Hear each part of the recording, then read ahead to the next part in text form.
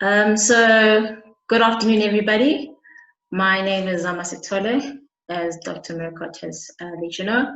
So basically, my presentation will be discussing work that I've been doing for my MSc dissertation with the University of Free State. So basically, my talk will take you through just the background of this particular case study and what makes it so unique, the study area, the methodology that was adopted, and how the data was analyzed, the results of the study. I'll then quickly discuss the results and then give conclusion and recommendations. So basically, the study was looking at work which I did within a community called Blaauwbosch, which is a rural township setting located in northern KwaZulu-Natal near Newcastle. It's a very interesting case of communal, artisanal, and small-scale mining. And the interesting thing about this sector is that there isn't enough data on it. So the number of people globally which are employed within the sector varies between 20 and 30 million. So there's no real concrete data for this sector. So there's still a lot of research to be done.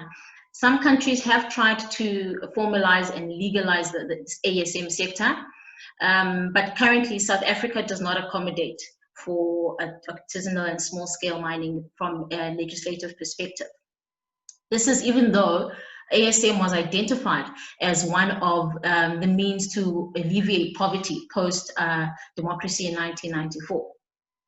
So the interesting dynamics of the study area is such that for about 40 years now, the community of Blaauwbosch near Newcastle have been mining communally or subsistence mining for coal. They've been using this coal to make clay bricks or to sell to the surrounding community for heating purposes. So this is community members mining, and their only client base is the community. Now, they search for high-grade coal led to them undercutting the foundation of the nearing Mzamo High School. So as a result, the DMR then had to make a decision to relocate this Mzamo High School because it was just a health and safety danger to the pupils and the teachers. So DMR then collaborated with mining companies as part of the SLP and LED commitments to then relocate the school, which was done in 2017.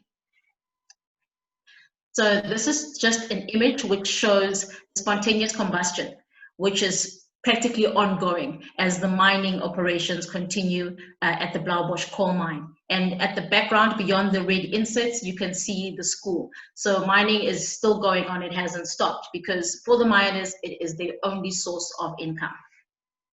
Okay. So the methodology which was approached for this study basically was mixed methods. There were 5 target populations which would then feed into the data set which we had for the research.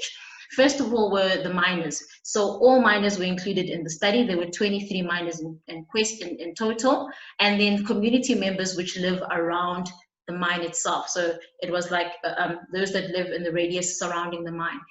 50 respondents were included.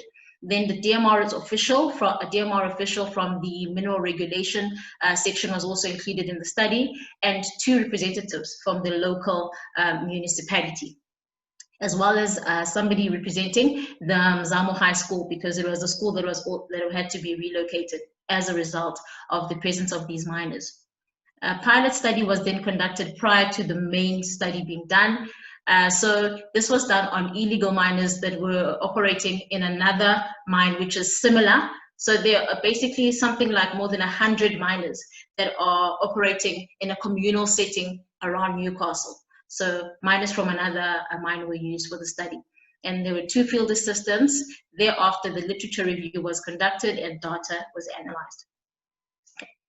So altogether, there were 23 miners. And what's interesting about the dynamics of this communal ASM setting is that, unlike what we see in the traditional or formalized mining sector in South Africa, which only has about 12% women, here 43% of the miners were women. And what's interesting is that the workload is shared equally. There's no work which is designated for women.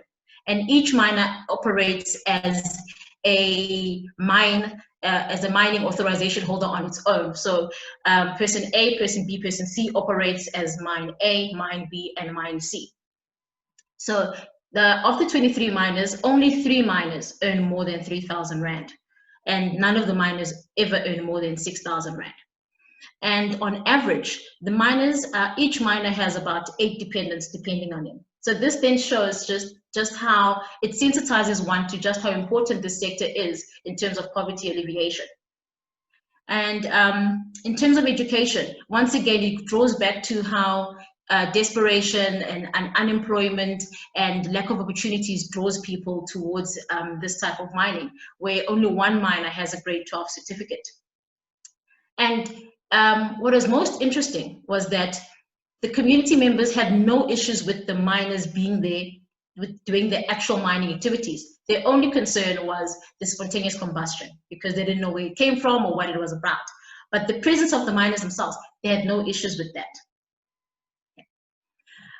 And as mentioned before, community members are the only customer base for this type of mining. So unlike the Zama type of mining, which is associated with turf wars and to some level criminality, this type of mining is so unique in that it's supported by the community members. The miners, as can be expected, had very minimal understanding of the mine, of health and safety awareness.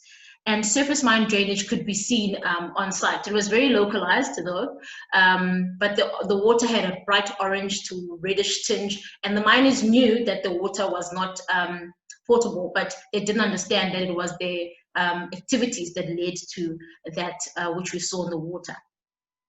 Now, what's most interesting is that the Department of Mineral Resources, or the DME back then, as early as 22 years ago, established a trust. And this trust was known as the Blaauwbosch Mining Trust. It was meant to empower these illegal miners, and it had something like more than 100 beneficiaries. They were meant to be empowered and given skills to now formalize their brick making. But till this day, nothing has ever happened. So this then further drives the idea of the miners believing that the government is responsible for everything that happens in the mine because the government is aware of their existence. So in 1998, the Mining and Minerals Policy basically acknowledged the importance of ASM by stating basically that regulations in respect of mining should be relevant, understandable, and affordable to the small-scale miner and should be enforced in a site-specific manner. Then further goes on to state that tax and royalties, rates, levies, and financial guarantees for rehabilitation should not constrain the development of small-scale operations. So this is interesting that as early as 1998, it was mentioned that this sector is very important. But then came along the MPRDA. So the Mineral and Petroleum Resources Development Act came about with the state as the custodian for the minerals in South Africa.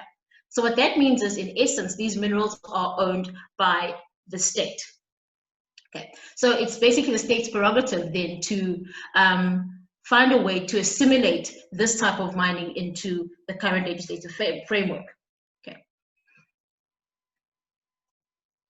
So looking at what the MPRDA has in terms of offerings for mining authorizations, the Blaauwbosch case study does not fall within any of these. So there's the option of your mining permit, mining right, the production right, or the preferent mining right. So the Blaauwbosch case study cannot fall into either one of these because these are individual miners. They don't necessarily fall within a collective of a community. So it is rather hard to fit them anyway into what happens, into what is currently available for mining authorizations.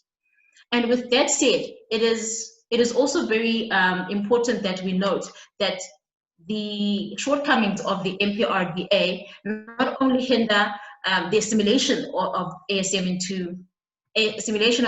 into the mainstream mining sector, but also the livelihoods of all these people that are affected because they're being supported by this structure. Okay. So the government's response has been very tardy in terms of why it hasn't assimilated this type of mining into the mainstream.